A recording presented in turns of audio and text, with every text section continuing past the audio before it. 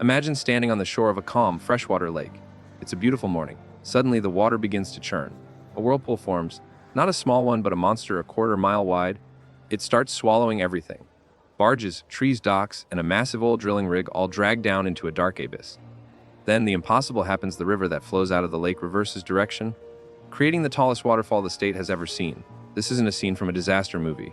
This actually happened on November 20, 1980 in Louisiana.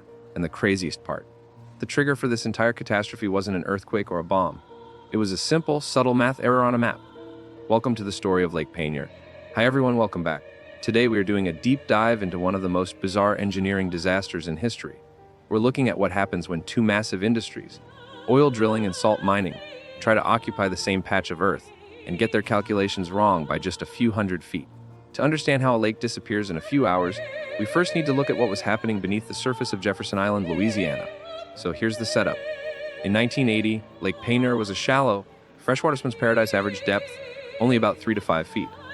But directly underneath this lake, 300 feet down, was the Diamond Crystal Salt Mine. It was a massive operation with tunnels as wide as 4-lane highways. Now enters the third player, Texaco. They wanted to drill for oil. But they didn't want to drill into the salt mine. They wanted to drill next to it, searching for oil pockets on the flanks of the salt dome. And this is where the disaster begins. It comes down to geodesy, the math of mapping the earth. The Texaco engineers planned their drilling location using a map based on the Universal Transverse Mercator system. But, and this is the critical fatal flaw, the crew positioning the rig was using a reference frame based on a local transverse Mercator projection. It sounds technical, but here is the simple version. They were using two different grid systems that looked the same but didn't line up. Because of this confusion, the drilling rig was positioned about 400 feet away from where it was supposed to be. Instead of sitting safely over the dirt next to the dome, the rig was parked directly on top of the salt mine's roof. On the morning of November 20th, the crew starts drilling. At about 200 feet deep, the drill gets stuck. They think it's just a mechanical issue, stuck pipe. But in reality, that 14-inch drill bit had just punched a hole through the roof of the mine. Now, if they had punched into granite, this might not have been a big deal, a small leak, but they punched into salt. And what does salt do in water? It dissolves.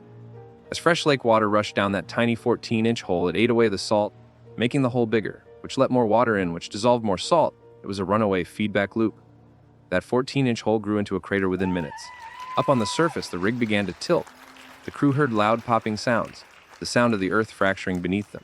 They scrambled onto a workboat and got ashore just in time to watch their $5 million rig overturn and vanish completely into the murky water. But the real terror was happening 300 feet underground. There were 55 miners down there. Suddenly, water, mud, and diesel fuel started pouring into the tunnels. The air pressure changed instantly. Remember, billions of gallons of water are displacing the air, creating hurricane-force winds inside the mine tunnels. Lights were blowing out. Trucks were being knocked over. This is where we see incredible heroism. A miner named Randy LaSalle realized some of his coworkers were deep in the remote sections and hadn't heard the alarm. He drove a truck into the darkness against the wind to round them up. They raced to the elevator shaft. The water was rising at their feet. The elevator made trip after trip, pulling men up to the surface. The very last cage of miners made it out just as the water began to flood the shaft station. Miraculously, all 55 miners survived. Back on the surface, the lake was turning into a violent vortex. This whirlpool was powerful enough to snap thick steel cables. It swallowed a loading dock. It swallowed a tugboat. There were 11 barges on the lake waiting to load salt. The whirlpool sucked them down. Witnesses watched massive steel barges spinning like toys before being pulled vertically into the earth. Then, the physics got even stranger. Lake Peigneur usually flowed out into the Gulf of Mexico via the Delcambre Canal, but because the lake emptied so fast, the level dropped below sea level. The flow of the canal reversed.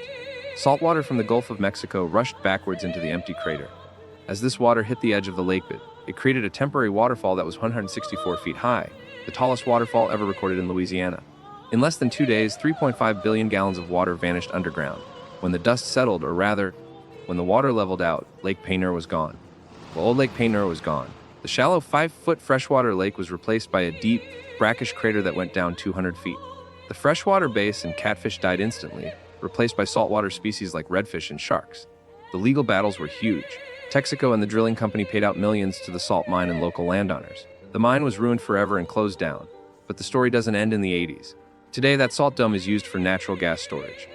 And this still makes people nervous. In 2012, another salt dome nearby at Peigneur collapsed, creating a massive sinkhole and forcing evacuations. Around that same time, residents at Lake Peigneur started seeing mysterious bubbles in their lake. while official reports claimed it was just swamp gas. You can understand why the locals are terrified. They know better than anyone how fragile the ground beneath their feet really is. The Lake Peigneur disaster teaches us a terrifying lesson about precision. We often think of engineering disasters as complex mechanical failures, but sometimes it's just a coordinate error on a piece of paper. A simple mismatch between two map projections destroyed a mine, swallowed a lake, and changed an ecosystem forever. So, I have to ask you, knowing what you know now about what's underground, would you feel safe living next to a salt dome? Let me know in the comments below. If you enjoyed this deep dive into engineering chaos, please hit that like button and subscribe for more stories about when science meets disaster. Thanks for watching, and